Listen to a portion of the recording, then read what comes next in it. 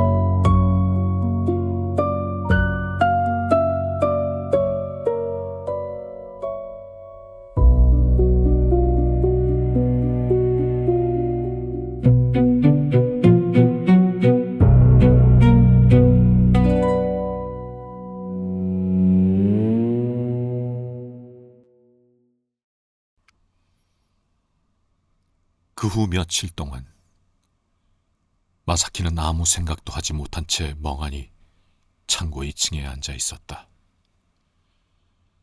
자신과 타인의 사이에 도저히 깰 수 없는 두터운 벽이 있다는 사실이 더욱 뼈저리게 느껴졌다. 인간에 대한 증오심이 구역질처럼 치밀어 올랐다.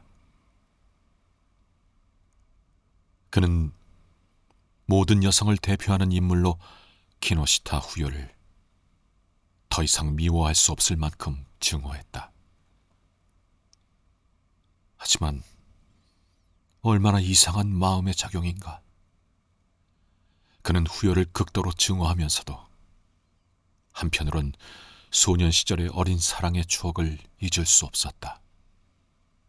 또한 성숙한 그녀의 눈, 입술, 몸 전체에서 풍기는 매력을 잊으려 해도 잊을 수 없었다. 분명히 그는 여전히 키노시타 후요를 사랑하고 있었다. 그리고 그 사랑은 그날의 파국 이후 오히려 더 격렬해진 듯했다. 이제 격렬한 사랑과 깊은 증오는 하나가 됐다. 하지만 그렇다고는 해도 만약 앞으로 그가 후요와 눈을 마주치게 될 경우가 생긴다면 그는 견딜 수 없을 정도의 수치심과 증오를 느낄 것이다. 그는 다시는 그녀와 만나고 싶지 않았다. 그럼에도 불구하고 그는 그녀를 열렬히 사랑하고 있었다. 어떻게든 그녀를 자신의 것으로 만들고 싶었던 것이다. 그렇게 깊은 증오를 품고 있으면서도 그가 몰래 일반석 구역에 숨어들어가 후요의 연극을 보러 다니기 시작한 것은 얼핏 보면 정말 이상한 일이었다. 그러나 사람을 꺼리는 이들은 흔히 그렇듯 타인의 시선을 극도로 두려워하는 한편 아무도 자신을 보지 않는 장소나 설령 누군가 보고 있더라도 자신의 존재가 주목받지 않는 공간, 예컨대 공원의 군중 속에서는 일반인보다 몇 배나 더 대담하고 거리낌 없는 행동을 보이는 법이다. 마사키가 창고 안에 틀어박혀 다른 사람을 가까이 오지 못하게 한 것도 일부는 그가 거기서 사람들 앞에서는 억제하고 있던 제멋대로인 행위를 마음대로 하고 싶어서였다. 그리고 이처럼 은밀함을 즐기는 성향은 잔혹한 범죄자들의 성격과도 묘하게 닮아있는 부분이 있었다. 어찌됐든 마사키가 후요를 증오하면서도 그녀의 무대를 몰래 보러 간 심정은 이와 같은 것이었다. 그의 증오라는 것은 그 상대와 얼굴을 마주쳤을 때 그 자신이 수치심의 구토감을 느낄 정도의 일종의 이상한 기분을 의미했기 때문에 극장의 관객석에서 상대에게 보일 걱정 없이 상대를 바라보는 것은 결코 그의 증오와 모순되는 것이 아니었던 것이다.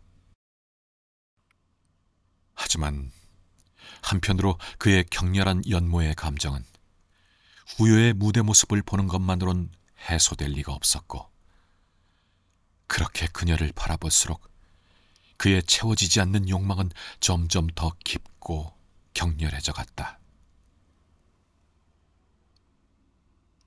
그러던 어느 날, 마사키 아이조가 마침내 무시무시한 범죄를 결심하게 되는 계기가 되는 중대한 사건 하나가 벌어졌다. 그것은 역시 그가 극장에서 후요의 연극을 보고 돌아오던 길이었다.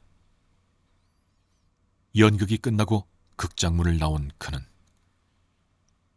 전에 있었던 밤의 추억에 자극을 받았던 것인지 문득 후요의 민낯이 다시 보고 싶어져서 어둠과 군중에 섞여 살짝 분장실 쪽으로 돌아가 보았던 것이다. 건물 모퉁이를 돌아 분장실 입구의 계단이 보이는 지점까지 슬며시 나갔을 때였다. 그는 뜻밖의 광경을 목격하고는 다시 건물 그림자 뒤로 몸을 숨기지 않을 수 없었다. 그 출입구 주변의 인파 속에 이케우치 코타로의 익숙한 모습이 보였기 때문이다. 마치 탐정이라도 된 듯 들키지 않게 조심하면서 주시하고 있는데 잠시 후 출입구에서 후요가 내려왔다. 역시나 이케우치는 그녀를 마중하듯 다가가 말을 걸었다. 말할 것도 없이 뒤에 대기시켜둔 자동차에 태워 그녀를 어딘가로 데려갈 작정인 듯했다. 마사키 아이조는 며칠 전 밤 후요의 태도를 보고 이케우치와 그녀의 관계가 상당히 깊을 것이라고 짐작은 하고 있었지만 눈앞에서 그들의 친밀한 모습을 목격하고 나니 새삼스럽게 격렬한 질투심을 느끼지 않을 수 없었다. 그 모습을 바라보다가 그의 비밀을 좋아하는 성향이 작용했던 것인지 그는 순간적으로 이케우치와 후요를 뒤쫓기로 결심했다. 그는 급히 택시를 불러 이케우치의 차를 뒤쫓으라 지시했다. 뒤에서 따라가며 보니 이케우치의 차는 미행당하는 줄도 모르고 한가롭게 앞서가고 있었다. 그런데 잠시 뒤 차량 뒤편의 블라인드가 스르륵 내려졌다. 그날 밤과 똑같은 상황이었다. 하지만 블라인드를 내린 이의 마음은 아마 그와는 전혀 달랐을 것이라는 억측이 들자 그는 견딜 수 없이 초조해졌다.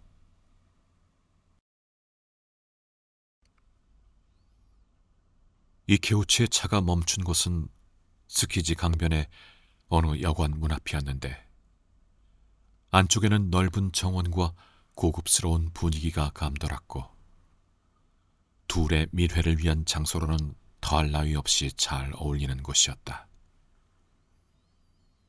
그들이 그런 장소로 세간에 알려진 곳을 일부러 피한 태도가 더욱 밉살스럽게 느껴졌다. 그는 두 사람이 여관으로 들어가는 것을 지켜본 후 차에서 내려 별다른 목적도 없이 그 앞을 이리저리 배회하기 시작했다. 그리움, 질투심, 분노로 미칠 듯이 흥분해서 도저히 이대로 두 사람을 남겨두고 돌아갈 마음이 들지 않았다.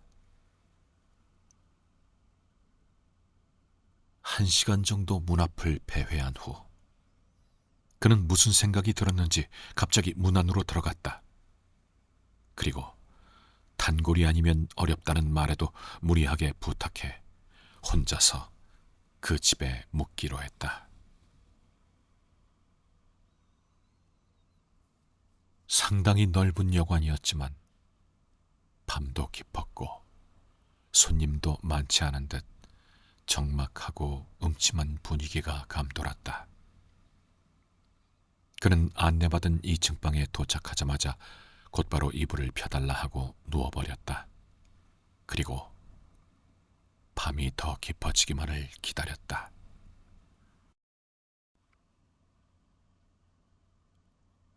아래층의 대형 시계가 2시를 알릴 때 그는 벌떡 일어나 잠옷 차림 그대로 살며시 방을 빠져나와 고요한 넓은 복도를 벽을 따라 그림자처럼 배회하며 이키오치와 후요의 방을 찾아다녔다.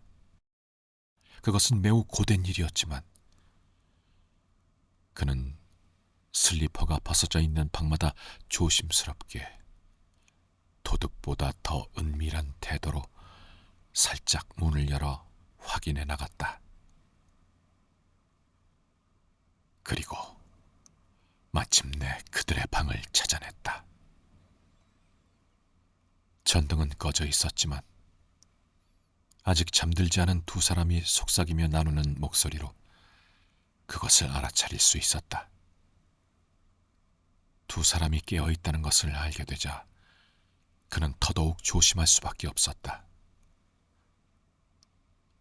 그는 뛰는 가슴을 누르며 절대 소리를 내지 않도록 문가에 바짝 몸을 붙이고 온몸을 귀로 만들어 그들의 목소리에 집중했다.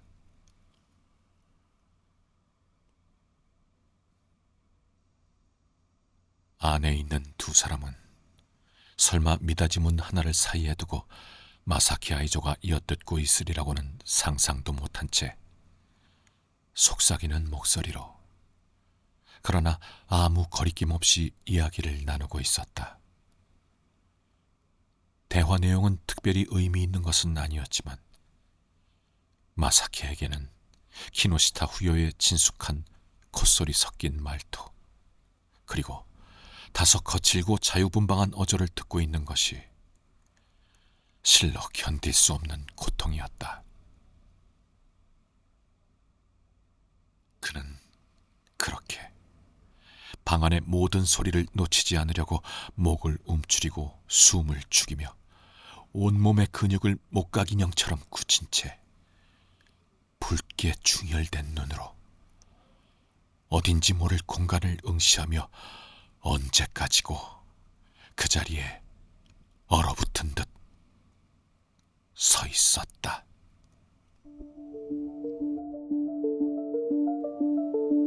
벌레 에도가와 란포지온 강담